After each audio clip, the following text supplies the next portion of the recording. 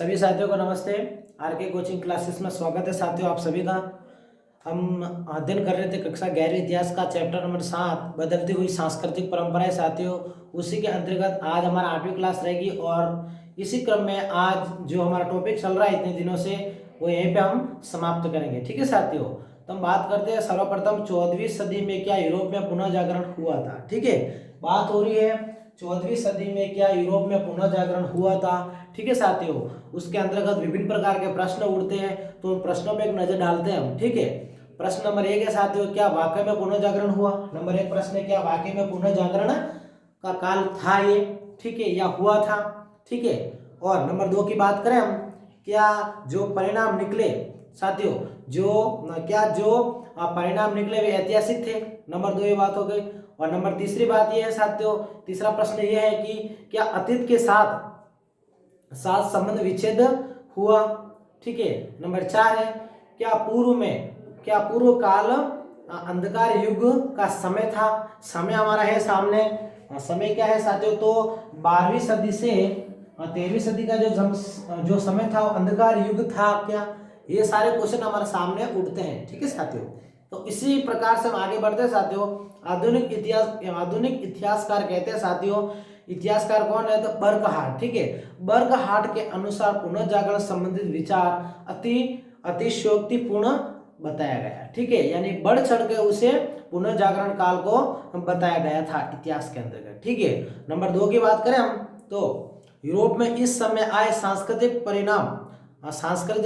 परिवर्तन या बदलाव। ठीक है, सांस्कृतिक परिवर्तन में रोम और यूनान की क्या है साथियों, रोम और यूनान की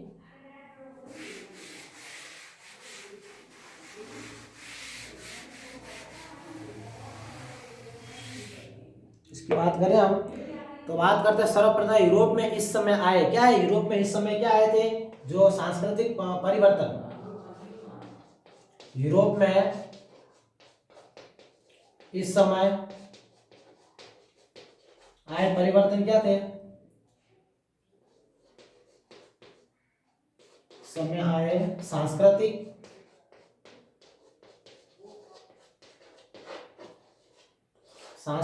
परिवर्तन या बदलाव। क्या है साथियों, सांस्कृतिक परिवर्तन या बदलाव में रोम और यूनान क्या है, रोम और यूनान क्या है साथियों, नंबर 1 है रोम और दूसरा है हमारे यूनान। क्या है साथियों, यूनान, रोम और यूनानी। यूनान की क्लासिकी सभ्यता क्या है, क्लासिकी सभ्यता है हमारा क्लासिकी सभ्यता। क्लासिकी सभ्यता की बात करते हैं हम तो क्लासिकी सभ्यता से ही प्रभावित नहीं अर्जित अन्य तत्वों का प्रभावी था। ठीक है साथियों, और यूरोपियों ने न केवल यूनानियों तथा रोमन वासियों से सीखा, मतलब ज्ञान के बारे में उन लोगों से ही नहीं सीखा, किससे, यूनानी और रोमन इन दोनों की बात हुई, इनसे नहीं सीखा, बल्कि क्या थे साथ में भारत थे, क्या थे, रोमन वासियों से ही नहीं सीखा बल्कि भारत, अरब, ईरान क्या है, नंबर 1 है भारत, अरब, एशिया क्या है साथियों, भारत, अरब, मध्य एशिया है, क्या है, मध्य एशिया और ईरान। मध्य एशिया के बाद है साथियों हमारे ईरान, क्या है, ईरान, और लास्ट में क्या आता है, चीन, ईरान, चीन।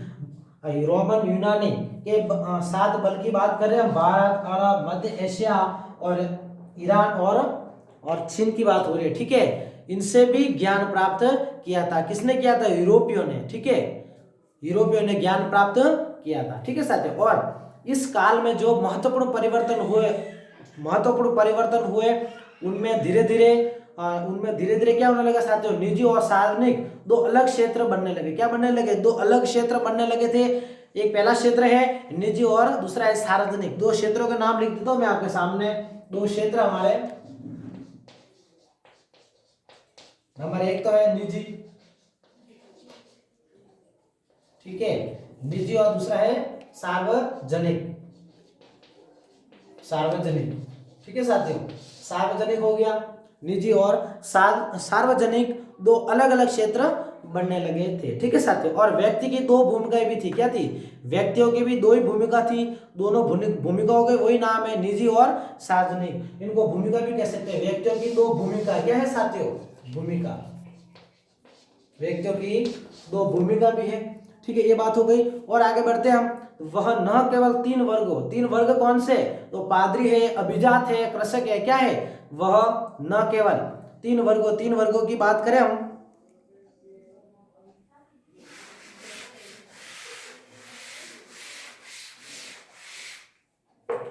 तीन वर्ग की बात करें साथियों हम, वह न केवल तीन वर्ग। ठीक है, तीन वर्ग में अभी मैंने बोला कि पादरी है, अभिजात और कृषक। क्या है? पादरी एक, तो दूसरा है अभिजात और तीसरा है कृषक। क्या है? कृषक। तीन वर्ग की बात हुई।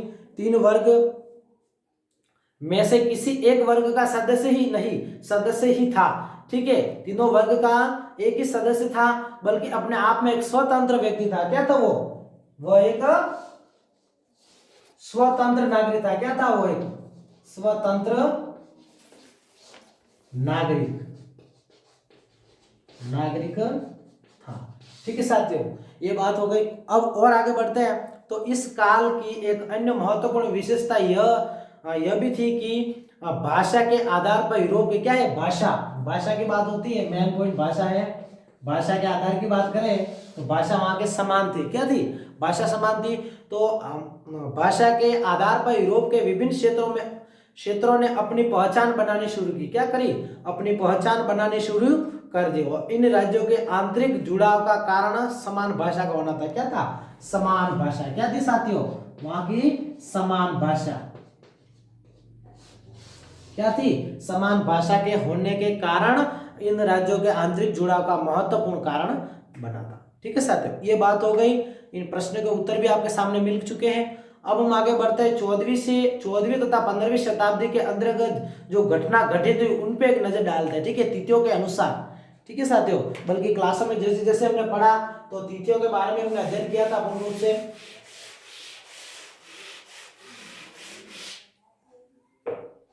हाँ, तो बात करते हैं हम सर्वप्रथम तिथि। ठीक है, और दूसरी है हमारे सामने घटना। क्या है? घटना। तिथि और घटना के अंतर्गत बात करेंगे साथियों हम। ठीक है, तो 1300 ईस्वी की बात है। सर्वप्रथम क्या है? 1300 ईस्वी। नंबर 1 की बात करें तो 1300 ईस्वी। ठीक है, 1300 ईस्वी की बात करेंगे हम तो इसमें क्या होता है कि इटली के पादुआ विश्वविद्यालय में मानवतावाद पढ़ाया जाने लगा। क्या हो जाने लगा? इटली के पादुआ विश्वविद्यालय में मानवतावाद पढ़ाया जाने लगा। क्या पढ़ाया जाने लगा? इटली के विश्वविद्यालय, इटली के पादुआ विश्वविद्यालय लिख देते हैं हम, पादुआ विश्वविद्यालय।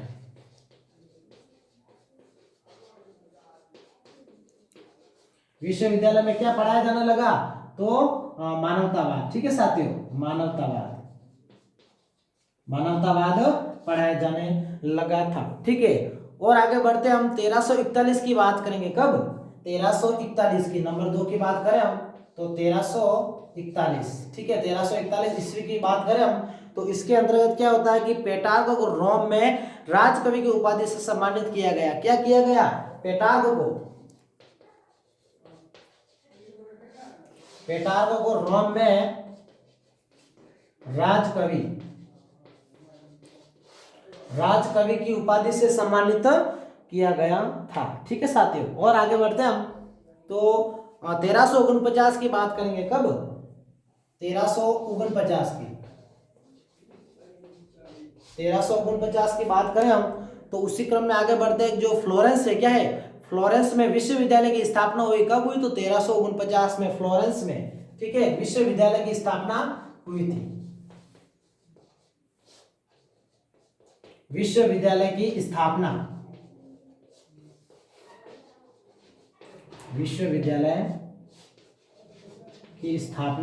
ठीक है साथियों, विश्वविद्यालय की स्थापना हुई थी। और आगे बढ़ते हम तो 1390 की बात करेंगे। कब? 1390। ठीक है साथियों, 1390 की बात करें हम,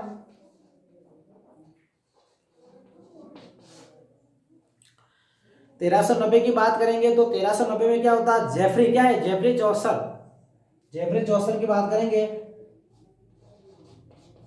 ये जेफरी चौसर, चौसर चौसर सॉरी, जेफरी चौसर।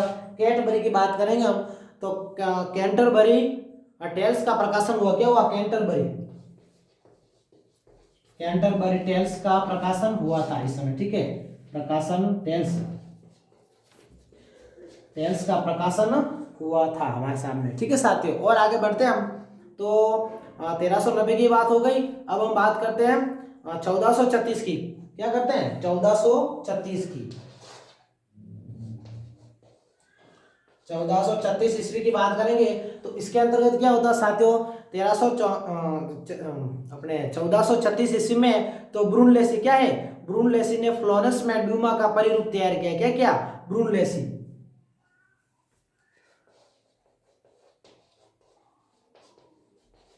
में क्या हुआ, तो ड्यूमा माँ का परिरूप तैयार किया, क्या किया साथियों, परिरूप तैयार किया गया था, ठीक है साथियों, ये बात हो गई। और आगे बढ़ते हम,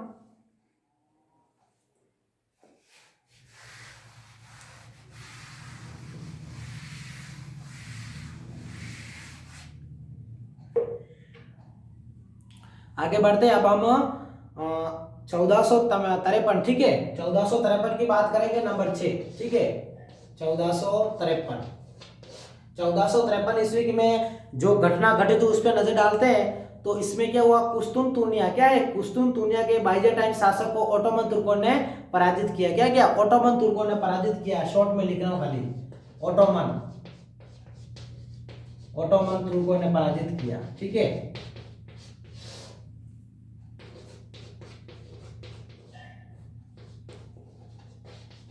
पराजित किया था, एक बार फिर से दोहराता हूं मैं, 1353 ईस्वी में कुस्तुनतुनिया के बाइजेंटाइन शासक को ओटोमन तुर्कों ने पराजित किया था, ठीक है साथियों। अब हम आगे बात करते हैं 1556 की, क्या करेंगे, 1556 की, नंबर 7 पे, ठीक है, 1556 ईस्वी की घटना पे हम नजर डालते हैं तो गुटेनबर्ग कौन था, गुटेनबर्ग ने विभाज्य टाइप से बाइबल का प्रकाशन किया, क्या किया, गुटेनबर्ग ने, किसने किया, तो विभाज्य टाइप से, विभाज्य टाइप से बाइबल का प्रकाशन किया, क्या क्या, बाइबल का प्रकाशन किया था, ठीक है साथियों। और बात करते हैं हम 1484 ईस्वी की, क्या करेंगे, 1484 ईस्वी की, 1584, ठीक है, 1584, 1400 नहीं, 1584 की, ठीक है।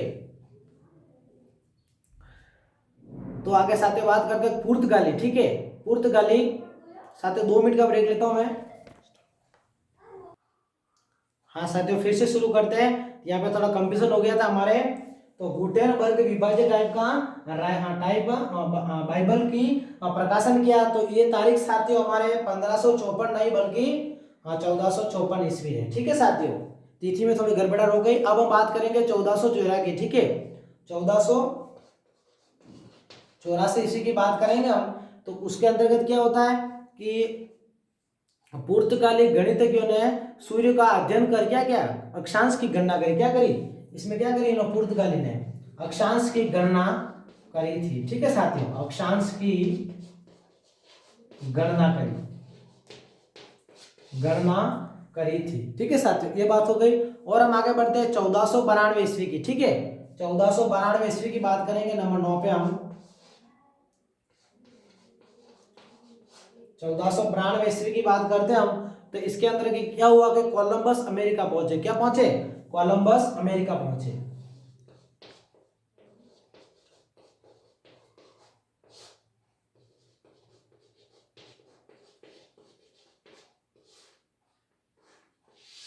कोलंबस पहुंचे, ठीक है। अब हम बात करेंगे आगे 1495 की, ठीक है, नंबर 10 पे, तो इसके अंतर्गत क्या होता है साथियों कि Leonardo da Vinci the last supper यानी अंतिम भोज वाला चित्र बनाया था। हमने पहले भी इस पे चर्चा करी थी, द लास्ट सपर। ठीक है, the last supper, the last सपर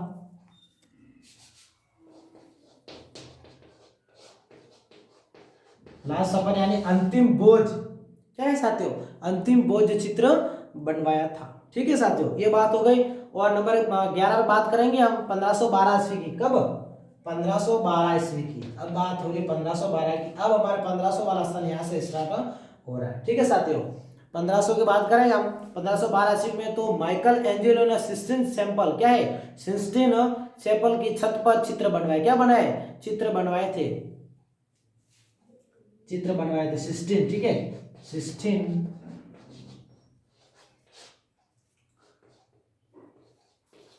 चित्र बनवाए थे। ठीक है, ये बात हो गई। और हम आगे बढ़ते हैं। अब हम चर्चा करेंगे साथियों 16वीं तथा 17वीं शताब्दियों के अंतर्गत जो घटनाएं हो रही थी उस घटनाओं पे हम नजर डालेंगे। ठीक है साथियों,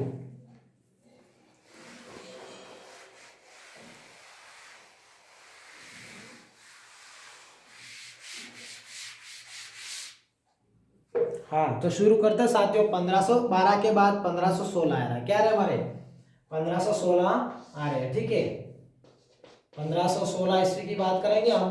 1516 ईस्वी में क्या होता है साथियों कि टॉमस मोर की यूटोपिया का प्रकाशन किया गया। टॉमस मोर की यूटोपिया का प्रकाशन हुआ। टॉमस मोर यूटोपिया, यूटोपिया का प्रकाशन हुआ था। ठीक है साथियों, और नंबर 2 की बात करें हम तो 1517 ईस्वी की बात करेंगे हम। 1517 क्या है साथियों? 1517 मार्टिन लूथर वाली बात। ठीक है, 1517 ईस्वी की बात करें हम तो मार्टिन लूथर द्वारा 95 थीसिस की रचना की। क्या हुई? मार्टिन लूथर द्वारा, मार्टिन लूथर द्वारा क्या हुआ साथियों? तो अपने मार्टिन लूथर द्वारा 95, क्या है साथियों, 95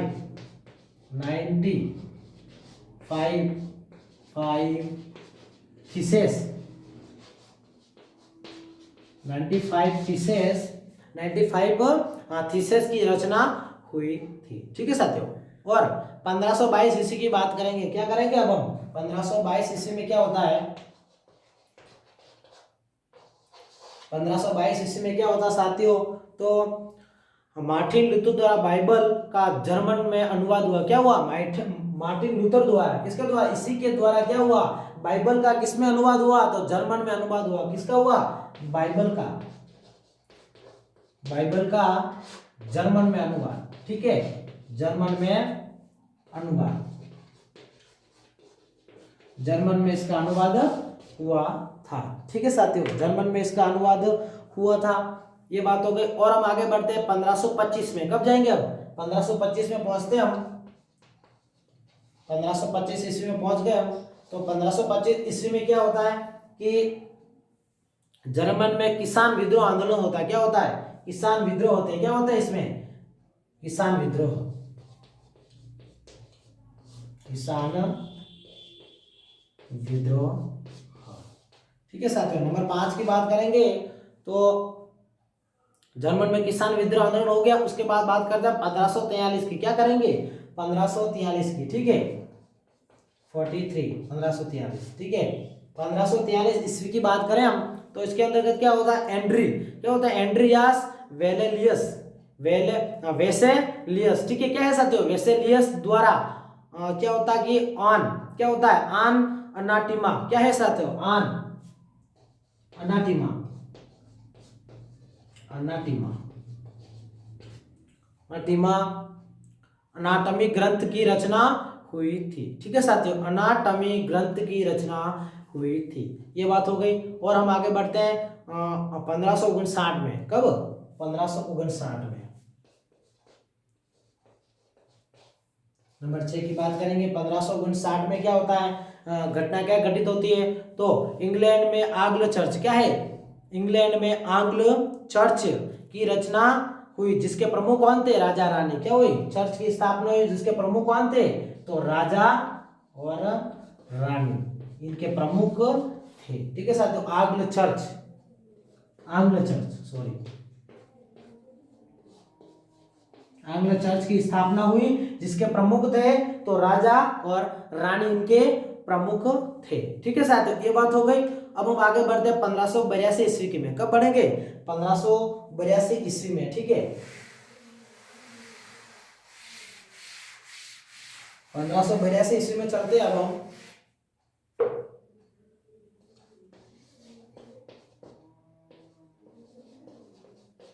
1582 ईस्वी की बात करें हम साथियों, तो पोप ग्रेगरी कौन है? पोप ग्रेगरी द्वारा क्या होता है साथियों? पोप ग्रेगरी की बात करेंगे हम। पोप ग्रेगरी द्वारा साथियों ग्रेगोरियन क्या है? ग्रेगोरियन कैलेंडर की स्थापना हुई। क्या हुई? ग्रेगोरियन कैलेंडर, ग्रेगोरियन कैलेंडर की स्थापना या रचना हुई थी। ठीक है, या प्रचलन हुआ था। अब हम बात करेंगे 1628 ईस्वी की। क्या करेंगे? 1628 ईस्वी।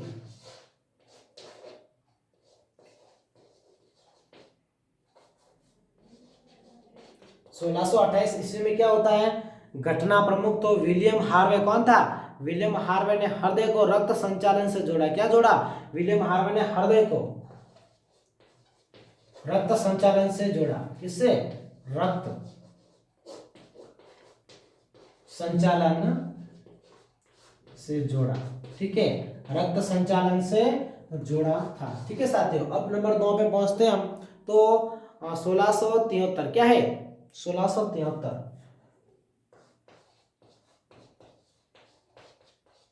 1673 ईस्वी में क्या घटना घटित होती है? तो पेरिस में अकादमी ऑफ साइंसेज की स्थापना। क्या होती है? पेरिस में अकादमी,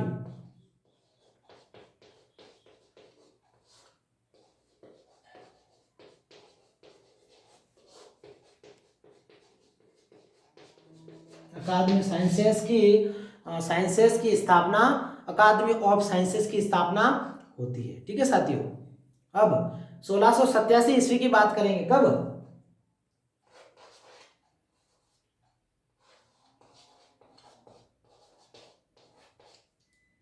इसकी बात करें हम तो साथियों, इस समय आइजैक न्यूटन ने प्रिंसिपिया में थीमेटिना का प्रकाशन किया। क्या किसने किया? आइजैक न्यूटन ने प्रिंसिपिया क्या है? प्रिंसिपिया में थीमेटिया क्या है? थीमेटिना का प्रचलन किया। किसका किया? थीमेटिना का प्रचलन किया था इन्होंने। ठीक है साथियों, इस प्रकार से हमारी ये घटना जो तिथियां जो पढ़ी हमने पूर्ण रूप से यहाँ समाप्त होती है। और आज ही हमारे बदलती हुई सांस्कृतिक परंपरा जो लेसन चल रहा था कई दिनों से, इस जगह आज यही समाप्त होता है। ठीक है साथियों, तब तक के लिए सभी को धन्यवाद।